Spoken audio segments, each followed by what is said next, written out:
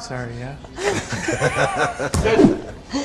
Why are you playing, guys? Oh, sorry, I don't know, it's excuse us. so weird. We've been trying to navigate these chairs for We like... can't figure out how to sit cool. Yeah, these it's chairs. like It's you just- know, It's like too bad, and then I can't quite reach the floor. And superhero pose. You can do it. Yeah. 3 points. Perfect. everywhere I go, I see his face. I just really miss him.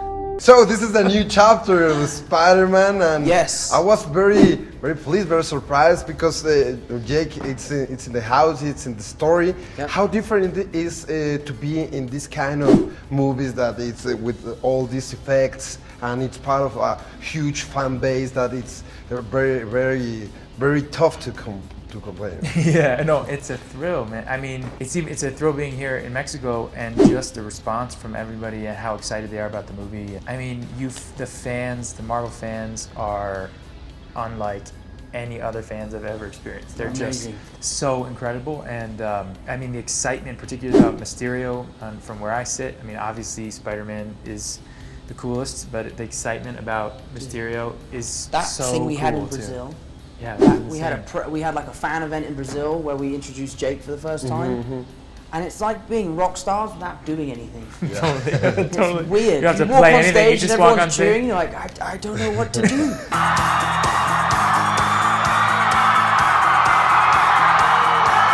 2 weeks in Europe is going to be great.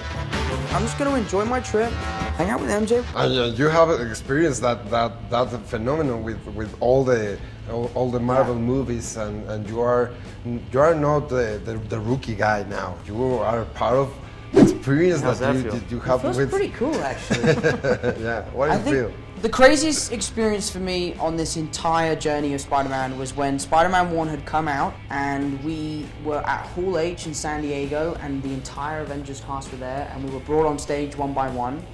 And it was the real moment where I felt like the fans had fully kind of like accepted me as Spider-Man, and I came on stage and they gave me such a warm welcome.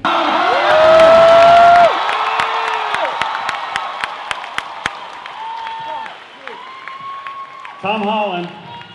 Hey, everyone. Yes, Spider-Man! And to stand there with that amazing group of people who I've looked up to for so long and share a trailer with the world that I was in was just mind-blowing, and I think the craziest experience of my entire career. I felt that way when we shared the first trailer for this movie.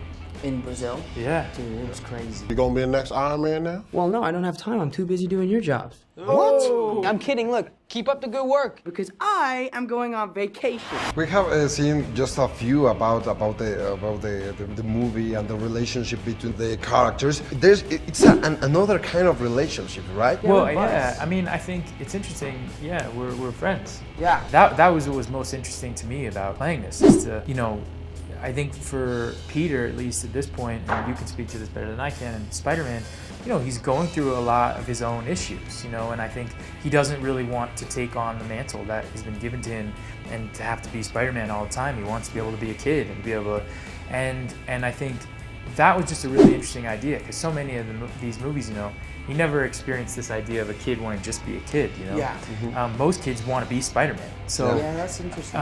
and I just love that idea, and I love the idea about a friendship between two people that you could say could actually be a mentor. That comes out of left field in a lot of ways, and says like actually they could be friends. And I just loved that idea. I thought to have someone come in and teach Spider-Man about the complexities of growing up is also really amazing. Yeah, for sure. Yeah. This is Mr. Beck. I could have used someone like you on my world. Your world? The snap tore a hole in our dimension. How was the fight scenes? Because we know that you, Tom, do a lot of things. And for the record, I do all my own stunts. All of my own stunts. I never have a stunt double, it's always me. Tom Cruise does a similar thing, I'm the same. I always do my own stunts. 3, 2, 1, go! I don't know if you do it. All of my own stunts, yes. Yeah? Really? Yeah, all of them, every single one of them. How yeah. was it? How was that? We had a great scene where Mysterio invites me to go somewhere, and we're on set. There's a huge set, and there's green screen, And the amazing thing about these movies is we have the creative freedom to say, don't you think we would just fly off? Like, wouldn't we just fly off? So we do the scene, and then Jake walks off, and he just jumps into the green screen and then has to kind of squat down and get out of shot, and then I have to do the same. And then there's still a bit of dialogue to go on with Nick Fury, so for a good minute, it's just two of us kind of squatting next to each other, trying to get out of shot. So it doesn't feel very heroic when we do the fight scenes. No. But it looks great in the movie, It which makes is it all so that cool. matters. But there is something funny because I had never done a movie like this, and Tom obviously has done now 5 movies like this. So you change ideas all the time. And at the first couple takes, we were just supposed to walk out. And then Tom said, "What if we just flew out?" And and he's like, "What?" And then I didn't know what. I was like, "Cool, let's fly out." And then he walked out and just jumped into the green screen. And so I was like, jumped into the green screen too. Perfect, guys. Yeah. Thank you fly. so much. Bye. See you later. But this is my responsibility.